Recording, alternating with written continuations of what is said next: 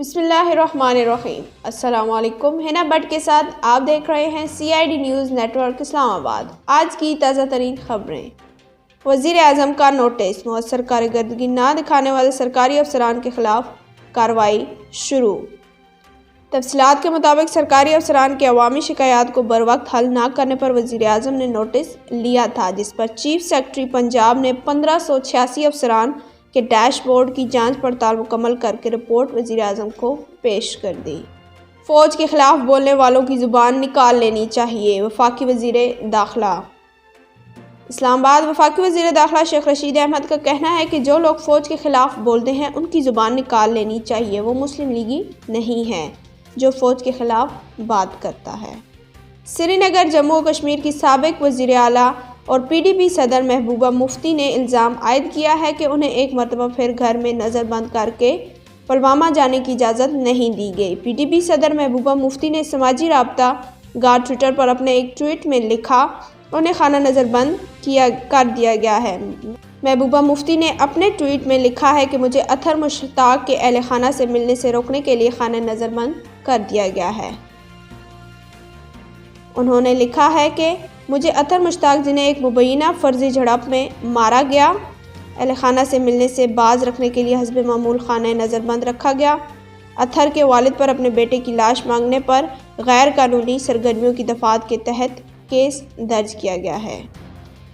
پنجاب میں سیاحت کا بڑا پوٹینشل ترقی دے کر معیشت کو مستحکم کیا جا سکتا ہے۔ وزیر اعلیٰ سردار عثمان بزدار نے کہا ہے کہ پنجاب میں سیاحت کا بہت پوٹینشل موجود ہے، اس شعبے کو ترقی دے کر معیشت کو مستحکم کیا جا سکتا ہے۔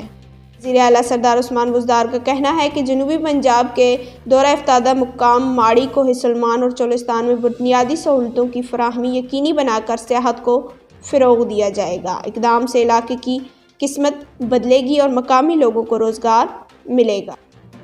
کپتان نے کارکنوں کی آواز سن لی، عبدالقادر کو ٹکٹ نہ دینے کا فیصلہ۔ پاکستان تحریک انصاف بلوچستان کے تحفظات پر عبدالقادر کو ٹکٹ نہ دینے کا فیصلہ کر لیا ہے۔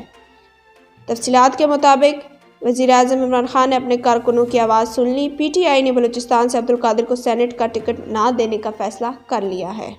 راولپنڈی ڈویژن خواتین ہاکی ٹیم کے چناؤ کے لیے ایک روز ٹرائل کل کو دن 11 بجے شہناز شیخ ہاکی اسٹیڈیم راولپنڈی میں ہوں گے۔ گزشتہ روز ڈویژنل اسپورٹ آفیسر راولپنڈی منظر شاہ نے میڈیا سے گفتگو کرتے ہوئے بتایا کہ ٹرائلز میں راولپنڈی ڈویژن کے کھلاڑی حصہ لے سکتے ہیں، جن میں راولپنڈی، اٹک، جہلم اور چکوال شامل ہیں۔ آج پاکستان میں موسم کی صورتحال کچھ یوں ہے۔ اسلام آباد 24 degree centi grade, Abbottabad 22 degree centigrade, Bahawalpur 28 degree centigrade, Faisalabad 24 degree centigrade, Gujranwala 21 degree centigrade, Hyderabad 33 degree centigrade, Karachi 30 degree centigrade, Lahore 22 degree centigrade, Multan 26 degree centigrade اور Peshawar 26 degree centigrade record کیا گیا۔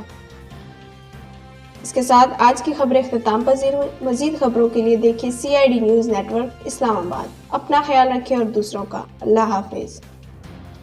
You are watching CID News Network Islamabad.